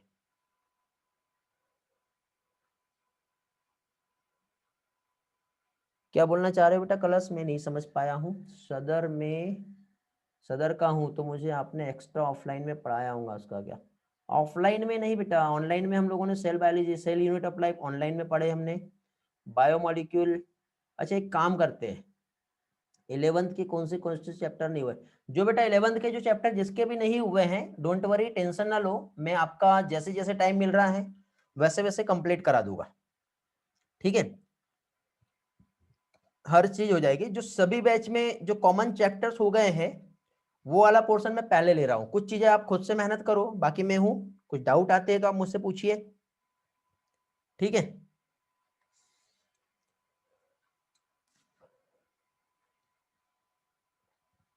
एक काम कर सकते हैं, मैं आप लोगों को ये जो चैप्टर्स हैं जो पढ़ाया हूं उसका पीडीएफ शेयर कर दूंगा बेटा। ठीक है, पीडीएफ शेयर कर दूंगा, आप पढ़िए उसको। और बाकी ये देखिए क्वेश्चंस में हो सकता है कि देखो 80-20 का रेशियो रहेगा। 80-20 में 80% तो आप अपने तरफ से लेके आ ही सकते हो। मीन्स 300 प्लस मार्क आपके आना चाहिए, यानी हो कुछ भी हो जाए, क्वेश्चन कैसे भी आए 300 प्लस आपको लेके आना है। और क्वेश्चन लेवल इतना टफ नहीं है कि आप 300 प्लस नहीं ला सकते। क्वेश्चन लेवल बेटा ऐसा है कि मेरे अकॉर्डिंग आप आसानी से 330 प्लस ला सकते हो। तो जिस भी स्टूडेंट का 330 प्लस आ रहा है वो ग्रेट है, वो सिलेक्ट होगा ही होगा। जिसका 300 आ रहा है वो थोड़ा डेंजर जोन में आ रहा है, लेकिन फिर भी बेटा ऐसा नहीं कि उसका सिलेक्शन नहीं हो सकता, पॉसिबिलिटी है। लेकिन जिसका 300 से नीचे फिसला, समझ लो बेटा कि आप बहुत ही ज्यादा बड़े डेंजर जोन में हो, और अभी से आपको हार्ड वर्क करना स्टार्ट कर देना पड़ेगा। और अब आपने अपने आप को नहीं संभाले और अभी आपने आपका हार्ड वर्क नहीं किए तो बेटा आपकी कोई भी मदद नहीं कर सकता फिर, समझे? और जितना भी जो मैं रिवीजन टेस्ट ले रहा हूं, आपके रिवीजन टेस्ट की वजह से जितना भी बैकलॉग जो है आपका पूरा क्लियर हो जाएगा अच्छे से। लेकिन उसके लिए आपको अपने आप को सीरियस रखना पड़ेगा। कुछ डाउट्स है, कुछ प्रॉब्लम हो रही है तो आप मुझसे टाइम लीजिए, मैं आपके लिए टाइम दूंगा, मैं आपको समझाऊंगा, एक एक पार्ट समझाऊंगा, एक एक को समझाने को तैयार हूं बेटा। ऐसा नहीं कि ग्रुप में मुझे जब स्टूडेंट आएंगे तब मैं आपका एक स्पेशल क्लास अरेंज करके उसको समझाऊंगा, ऐसा कुछ नहीं है। कोई एक स्टूडेंट भी आता है बेटा, एक सिंगल पर्सन, और उसको कुछ पर्टिकुलर पार्ट डाउट है तो उसके लिए मैं हूं, वो मेरी रिस्पॉन्सिबिलिटी है बेटा कि आपको वो चीज समझ में नहीं आ रही तो मैं समझा के दूंगा। लेकिन टास्क और टारगेट आपका है, मेहनत आपको करनी पड़ेगी, समझे? यदि आप मेहनत कर रहे हो तो ऊपर वाला भी आपकी जरूर मेहनत करेगा, क्योंकि जो मेहनत करता है उसका रिजल्ट उसके साथ भी बहुत अच्छा होता है। और जो मेहनत नहीं करता है, उस जो खुद की मदद नहीं कर सकता उसकी फिर कोई मदद नहीं कर सकता। तो अभी टाइम हमारा ऐसा है कि हमें खुद की मदद खुद से करनी है। और ये भूल जाओ बेटा कि आपका जो एग्जाम है लेट होगा। सीबीएसई ने डायरेक्ट बोल दिया है कि हम जो एग्जाम लेंगे टाइम पे लेंगे, तो एनटीए भी बेटा नोटिफिकेशन जब निकालेगा तो डिले नहीं करेगा, इमीडिएटली आपका मई एंडिंग में एग्जाम होने का पॉसिबिलिटी हो सकता है। ठीक है, और आप इसी चीज को कंसीडर करके चलो कि आपका मई में ही एग्जाम है। वो आगे बढ़ गया वो बात अलग है, वो आपका गुड लक रहेगा। लेकिन आपने यदि अपना शेड्यूलिंग बनाए हो, टाइम टेबल सेट किए हो, तो आप मई को लेके ही बना के रखो। क्योंकि देखिए बेटा 12th हमारा एनसीईआरटी, यदि हम बायो की बात करें तो 12th एनसीईआरटी का सिर्फ एक यूनिट रह गया है, इकोलॉजी। बाकी सारा मैंने पोर्शन कंप्लीट करा दिया हूं आप लोगों का, समझे? 11th का जिसका जो भी छूटा है जिस बैच में भी, वो भी मैं करा दूंगा। मुझे उसको कंप्लीट कराने में ज्यादा से ज्यादा ये मान के चलो कि 30 से लेके 45 डेज के बीच का टाइम लग सकता है, डिपेंड करता है चैप्टर कंटेंट क्या है और आपका उस पर ग्रिप कितना है। ठीक है, ये सब होने के बाद बेटा मैं आप लोगों का एक रिवीजन प्लान जो है वो लूंगा। रिवीजन प्लान में कुछ with the help of slide, directly slide की हेल्प से आप लोगों के जो जनरल कंसेप्ट जो होते हैं, कंसेप्ट को लेकर के मैं फास्ट फॉरवर्ड में आप लोगों का एक रिवीजन लूंगा। उसमें सिर्फ एनसीईआरटी नहीं रहेंगी बेटा, एनसीईआरटी के अलावा जो मेन कंसेप्ट जो होते हैं उस कंसेप्ट का लूंगा। और ये होने के बाद, कंसेप्ट होने के बाद, फिर लास्ट में एनसीईआरटी वाला भी मैं आप लोगों का ले सकता हूं यदि टाइम मिला तो।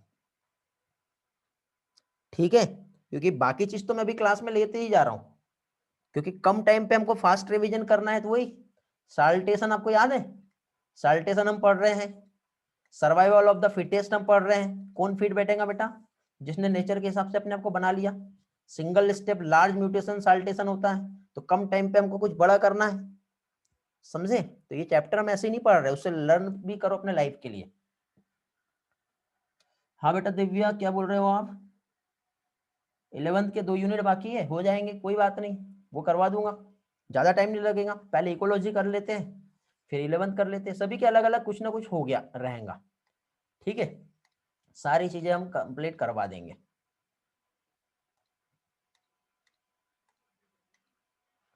बोर्ड के एग्जाम कब रहेगी? बोर्ड के एग्जाम बेटा टाइम पे हो सकता है, टाइम से 15 डेज डिले हो सकता है, या फिर 30 डेज डिले हो सकता है, but may be near about ऐसा ही हो सकता है। बट बोर्ड का मुझे ज्यादा आइडिया नहीं है, क्योंकि I am not a state board और सीबीएसई बोर्ड टीचर, तो मेरा उससे टच नहीं है। मैं आपको नीट का बता सकता हूँ। नीट का जो एक्सेप्टेशन जो है आप मई मान के चलिए, ठीक है, मई एंडिंग जो है आप ये बिल्कुल रखिए रखिए। यदि ज्यादा ही कुछ डिले हुआ तो जून का second week mean 15th of June के आसपास जो है आपका नीट का एग्जाम होने का पॉसिबिलिटी है। आप देखना उस टाइम पे आपको मेरी बात याद आएंगी, अब बोलेंगे कि हाँ सर ने सही में बोले थे। ठीक है, हाँ यदि देखो सिचुएशन बीच में चल के कुछ चेंज हो जाती है तो उसका कुछ नहीं कह सकते, बट पॉसिबिलिटी तो बेटा मैं जो बता रहा हूं वही है। तो आप लोग अपना उसी तरह से जो है सारी चीजों को मेंटेन करके रखो।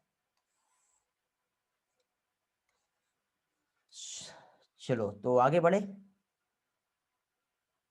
ये जो था हमारा लेमार्क का थ्योरी जो था, ये हम लोगों ने देख लिए।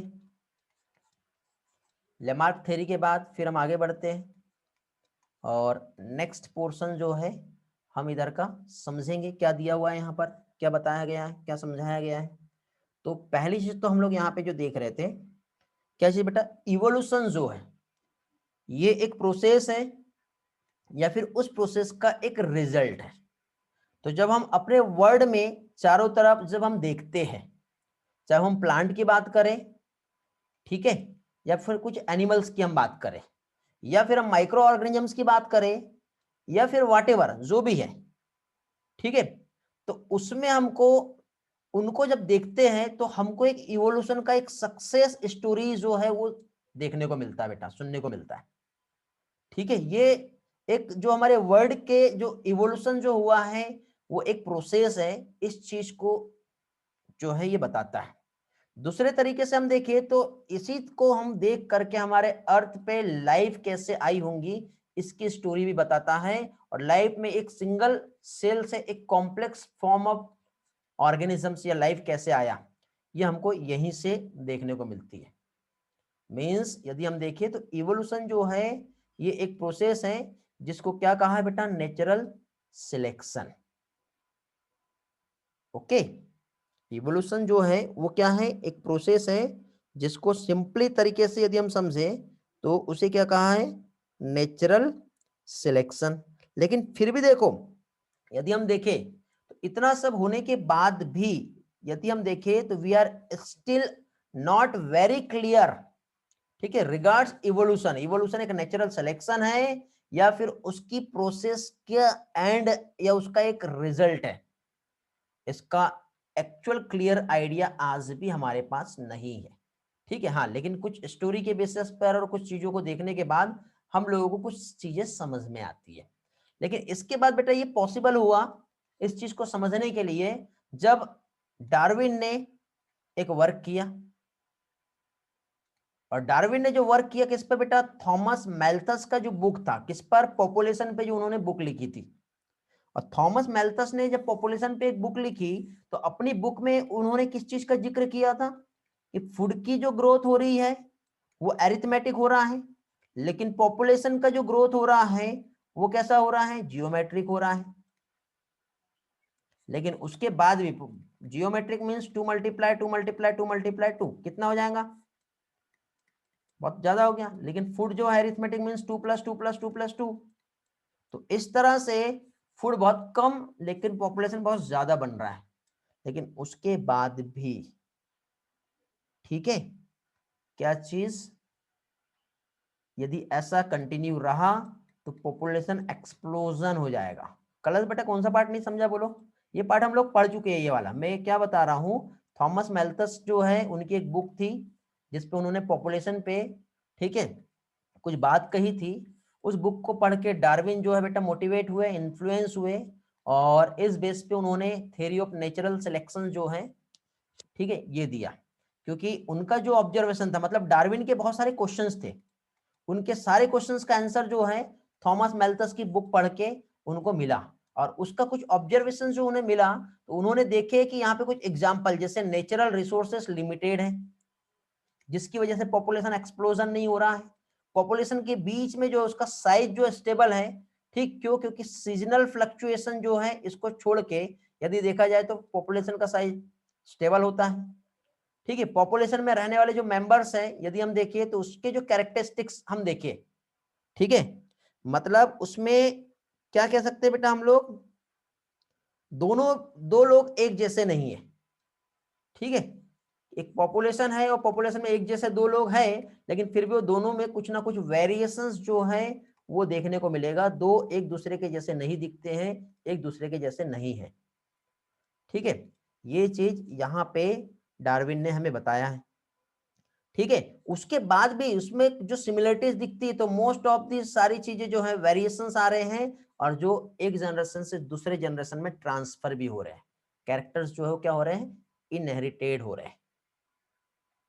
ठीक है, तो फिर देखें तो the fact that theoretically population size will grow exponentially if everybody reproduce maximally. देखो हर पर्सन जो है बहुत ज्यादा रिप्रोड्यूस कर रहा है, और रिप्रोड्यूस करने के बाद भी यदि हम देखें तो इसमें जैसे कि बैक्टीरिया की पॉपुलेशन कितना ज्यादा ग्रो कर जा रहा है, हो रहा है कि नहीं हो रहा, और पॉपुलेशन साइज जो है बाकी हम देखें तो भी लिमिटेड है।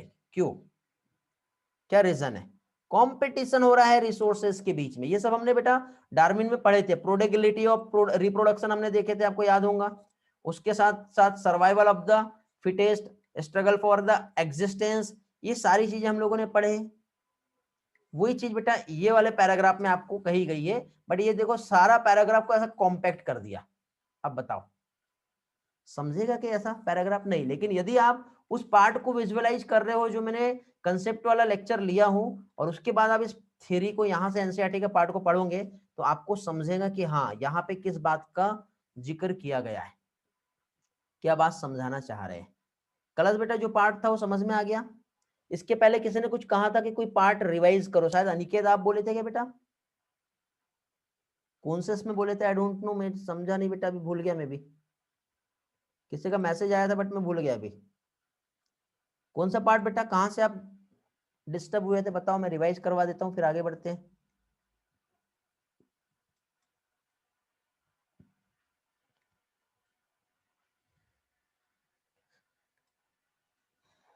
फर्स्ट वाला पैराग्राफ नहीं समझा,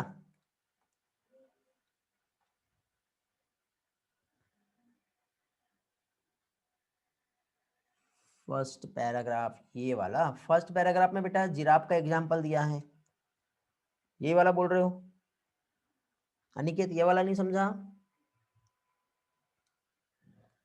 रिस्पॉन्स करो।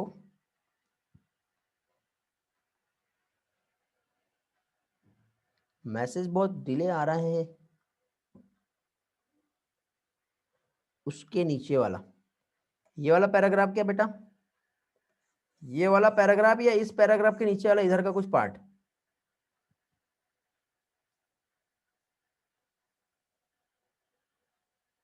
चलो जो भी है, इन सारे इसका कंसेप्ट जो है मैं एक बार समझा दे रहा हूं। देखो, पहली चीज तो ये जिराफ का तो आपको समझ में आ गया होगा कि जैसे जो जिराफ है उसका लॉन्ग नेक और लॉन्ग फोरलिम्स जो बना, वो कैसे बना बेटा? एक एडाप्टिव एक्वायर्ड कैरेक्टर था। उसको फूड की शॉर्टेज मिली, तो जैसे उसने मिला तो उसकी नेक जो है लॉन्ग हो गई। ठीक है, ये सारी चीजें बताया है। फिर इस पैराग्राफ में देखो, इवोल्यूशन जो है ये एक प्रोसेस है या फिर एक प्रोसेस का रिजल्ट है? ये बहुत बड़ा क्वेश्चन था। जब हम अपने चारों तरफ जब देखते हैं तो वहां पे प्लांट और एनिमल्स, माइक्रोब्स, ये सारे हमें दिखाई देते हैं। तो ये सारे बेटा एक सक्सेस स्टोरीज बताते हैं, किस चीज की? इवोल्यूशन की।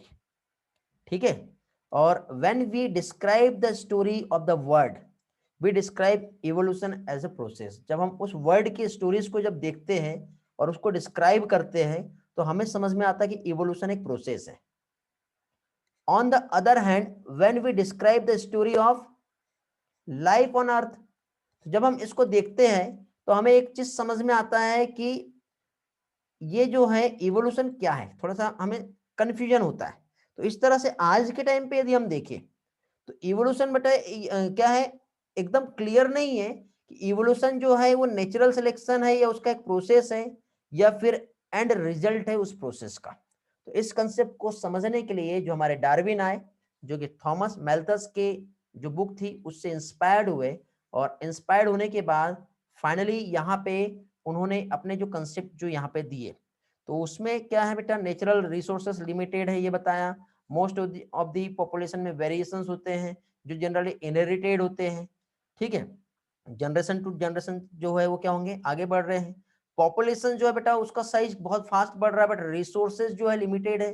लिमिटेड होने की वजह से रिसोर्सेज के बीच में, उनके बीच में क्या हो रहा है, कंपटीशन हो रहा है।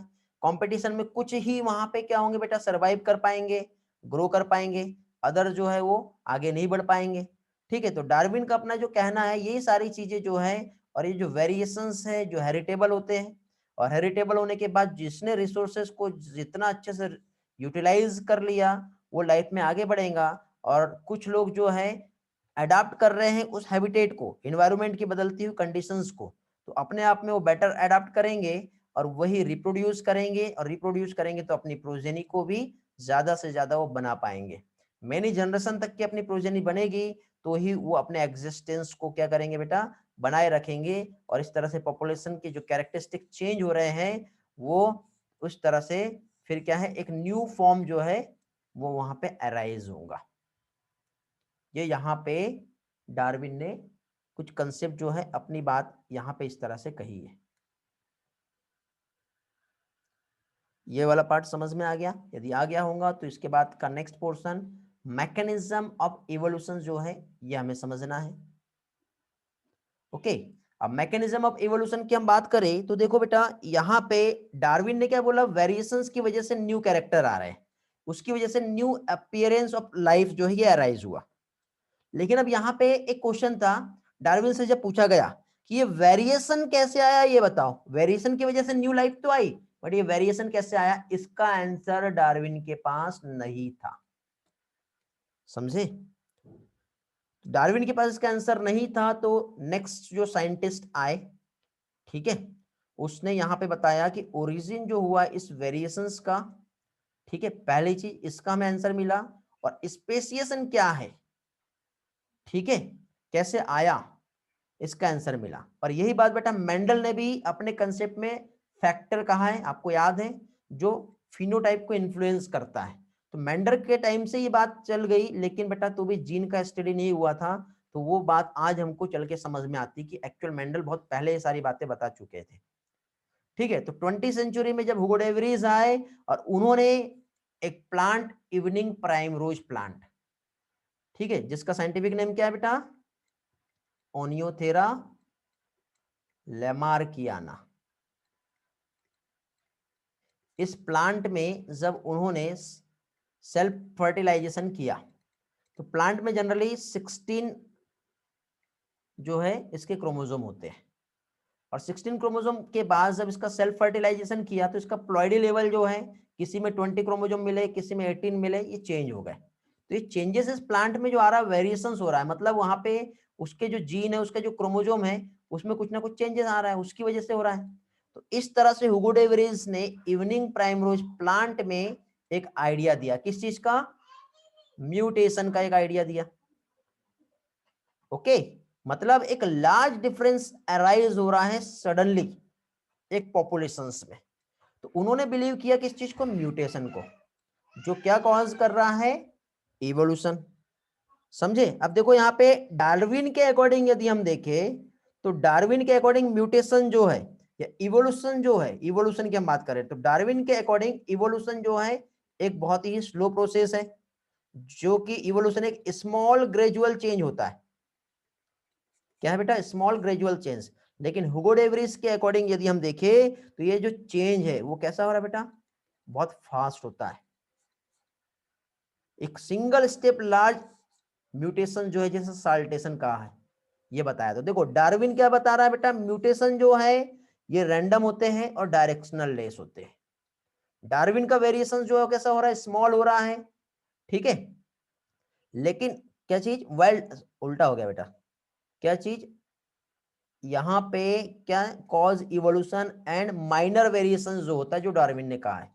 बट म्यूटेशन जो है रैंडम और डायरेक्शनल लेस हो रहे हैं, लेकिन डार्विन जो बता रहा है वो क्या बेटा, स्मॉल एंड डायरेक्शनल हो रहा है। अकॉर्डिंग टू डार्विन स्मॉल और डायरेक्शनल हो रहा है, बट ह्यूगो डे व्रीज ने क्या बताया बेटा, उसके जस्ट अपोजिट। तो इस तरह से इवोल्यूशन डार्विन के अकॉर्डिंग ग्रेजुअल है, बट डी वेरीज क्या बिलीव करता है, म्यूटेशन कॉज करता है स्पेसिएशन, मींस साल्टेशन। बहुत कम टाइम पे एकदम से एक न्यू स्पीसीज आ जाएगी, single steps large mutation, that is called saltation, जो कि हम स्टडी करेंगे पॉपुलेशन जेनेटिक्स में। तब हमको और भी कुछ क्लियरिटीज सामने आती है, जिसको हम कहते हैं हार्डी वैनबर्ग इक्विलिब्रियम, जिसमें हम लोगों ने एक जीन पूल देखे। जीन पूल मतलब एलील का फ्रीक्वेंसी जब चेंज हो रहा है, और एलील का फ्रीक्वेंसी जब चेंज हो रहा है तो उसकी वजह से हमको वहां पे इवोल्यूशन देखने को मिलते हैं। एलील का फ्रीक्वेंसी यदि कांस्टेंट है, 1 के इक्वल है, तो वहां पे किसी भी टाइप का इवोल्यूशन नहीं होगा। ये चीज हम लोगों को हार्डी वेनबर्ग ने जो है क्लेरिफाई की है। मींस इसके बाद देखिए यहाँ पे जो नेक्स्ट पोर्शन आता है क्या है, पॉपुलेशन जेनेटिक्स। इसका बेटा आप जब हायर एजुकेशन में जाओगे तो पॉपुलेशन जेनेटिक्स को बहुत डिटेल में पढ़ेंगे, बट यहाँ पे हमको उतना डिटेल नहीं समझना है। हमको सिंपल छोटा सा पार्ट जो कि हार्डी वेनबर्ग इक्विलिब्रियम के कंसेप्ट को लेते हुए छोटे छोटे पोर्शंस का स्टडी करना है। बेटा ये वाला पार्ट भी कंप्लीट कर लेते ना, Hardy Weinberg equilibrium. Okay, question कल देख लेंगे। बोलो, कलश का कहना है कि थोड़ा टाइम है तो क्वेश्चन करा लेते, बट अकॉर्डिंग टू मी बेटा जो इवोल्यूशन है बहुत लंबा जा रहा है, ठीक है। तो उसको जल्दी से जल्दी हम कंप्लीट कर लेते हैं, फिर क्वेश्चंस कर लेंगे। कंप्लीट हो गया तो फिर क्या होगा बेटा, मैं आप लोगों को मैं एक और चीज बता दे रहा हूँ, ह्यूमन इवोल्यूशन पे भी मैंने क्वेश्चन दे दिया हूँ, तो आपको ह्यूमन इवोल्यूशन भी पढ़ना है। इसलिए मैं कोशिश कर रहा हूँ कि जल्दी से जल्दी वाला पोर्शन भी कंप्लीट हो जाए आपका। चलो तो हार्डी वेनबर्ग इक्विलिब्रियम देखते हैं। तो पहली चीज तो देखो, हार्डी वेनबर्ग इक्विलिब्रियम के अकॉर्डिंग, वैसे लास्ट टाइम हम लोगों ने देखे थे, एनसीईआरटी वाला पोर्शन हम एक बार रिवाइज कर लेते हैं, क्या क्या है इसमें, क्या कहा है। ओके, तो हार्डी वेनबर्ग इक्विलिब्रियम के अकॉर्डिंग यदि हम देखें तो यहाँ पे देखिए, जो भी पॉपुलेशन है, गिवन पॉपुलेशन, यदि फाइंड करना है क्या चीज, frequency of occurrence of alleles या फिर जीन या फिर लोकस, ठीक है। तो ये जो फ्रीक्वेंसी है वो जनरली क्या है, रिमेन फिक्स होती है। सपोज यदि रिमेन फिक्स है या फिर even remain the same through out the generation, तो वो हार्डी वेनबर्ग प्रिंसिपल को अप्लाई कर रही है बेटा, वो फॉलो कर रही है। तो इसे हमें समझना है तो एक एल्जेब्रिक इक्वेशन जो है उसके बेसिस पे हम समझ सकते हैं। तो हार्डी वेनबर्ग का इक्विलिब्रियम क्या कहता है बेटा, उसका प्रिंसिपल, एलिल की फ्रीक्वेंसी जो भी पॉपुलेशन है उसमें क्या होंगे, स्टेबल होंगे, कांस्टेंट रहेंगी जनरेशन टू जनरेशन, वो कहलाता है हार्डी वेनबर्ग इक्विलिब्रियम। जैसे कि फॉर एग्जांपल हम लोगों ने टॉल ट्री प्लांट का ड्वार्फ ट्री प्लांट के साथ क्रॉस किए, F1 जनरेशन में capital T small T I, जब इसका हम लोग सेल्फिंग किए तो capital T small T, capital T और स्मॉल टी, इस तरह से हम लोगों ने इसका सेल्फिंग किए थे। सेल्फिंग करने के बाद कैपिटल टी आएगा, कैपिटल स्मॉल आएगा, फिर कैपिटल स्मॉल आएगा और स्मॉल आएगा। तो ये टी और टी जो है ये किस चीज को बता रहा है बेटा, ये पी स्क्वायर को रिप्रेजेंट करता है। ये जो है ये हेटेरोजाइगस आ गया और हेटेरोजाइगस आ गया, यानी कितने हो गए, ये दो है, पी और क्यू है, दो है कि नहीं है। और ये जो है स्मॉल टी ये क्यू स्क्वायर को रिप्रेजेंट करता है। वही चीज है बेटा, ये कुछ अलग नहीं है।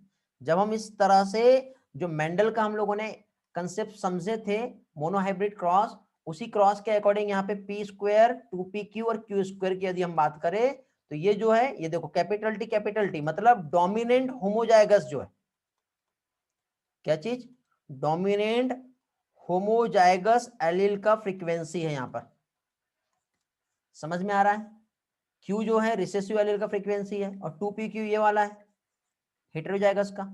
यही चीज जो है यहाँ पे बताया। तो इसमें क्या होता है, जीन पुल मतलब टोटल जीन या फिर एलील उस पॉपुलेशन में कितने प्रेजेंट है।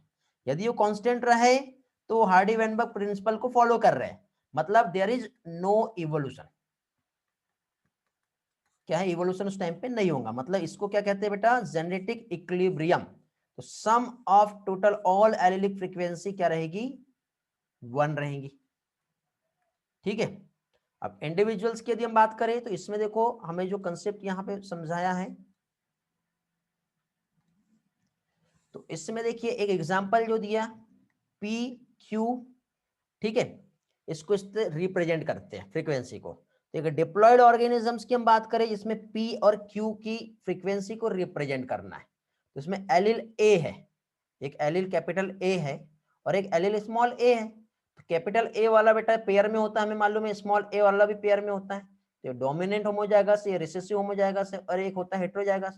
तो इसका हमको फ्रीक्वेंसी निकालना है। तो इसको पी दे दिया है, इसको क्यू दे दिया है और इसको पी क्यू दे दिया है। तो ये 2pq आ जाएगा, ये पी स्क्वायर आ जाएगा और ये क्यू स्क्वायर आ जाएगा।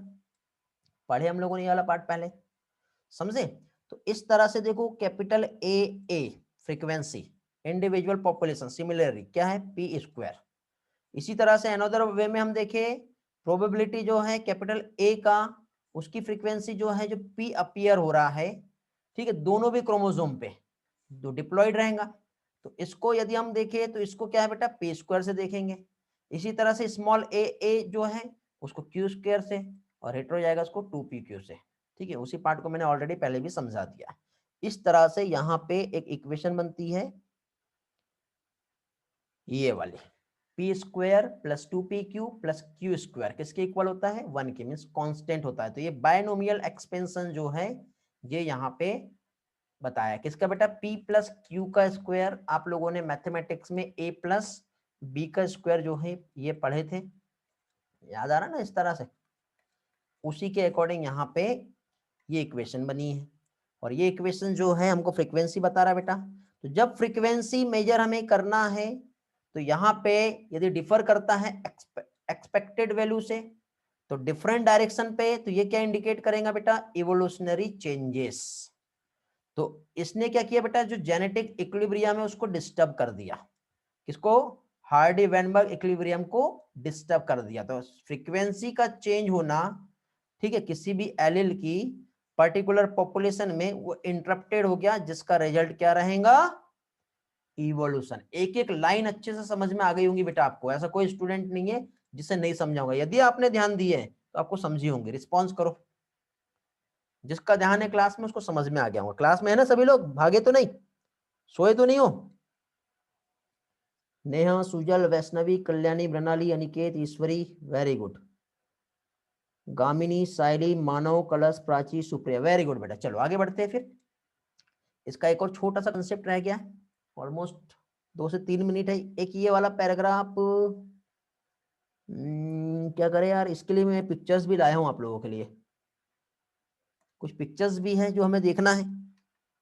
ये बॉटल नेक इफेक्ट, फाउंडर इफेक्ट, बहुत सारे एग्जांपल्स के साथ आप लोगों को समझाना है। तो एक काम करते हैं, ये वाले पार्ट जो है एक इस पैराग्राफ को कल देखेंगे बेटा, जल्दी में ना मजा नहीं आएगा। ठीक है, जल्दी में देखेंगे तो मजा नहीं आएगा फिर। तो फिर एक काम करते हैं, आज का क्लास एंड करते हैं फिर हम, है ना। इसके बाद आपका भी क्लास है, मेरा भी क्लास है नेक्स्ट वाला। टाइम वेस्ट ना किए तो ही अच्छा है। ठीक है। हाँ बेटा, क्वेश्चन भी लूंगा मैं, तो आप लोग रेडी रहना। ईश्वरी कॉल किए थे बेटा? ओके, मेरे साथ बिजी रहूंगा, फिर कॉल बैक करना था ना अगेन बाद में, मेरा ध्यान नहीं रहूंगा, कहीं तो बिजी रहूंगा, इसलिए मैं रिसीव नहीं कर पाऊंगा।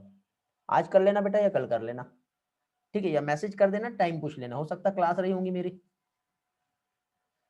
चलो तो मिलते हैं फिर नेक्स्ट लेक्चर में। Thank you, bye bye, have a nice time. Bye बेटा कल्याणी।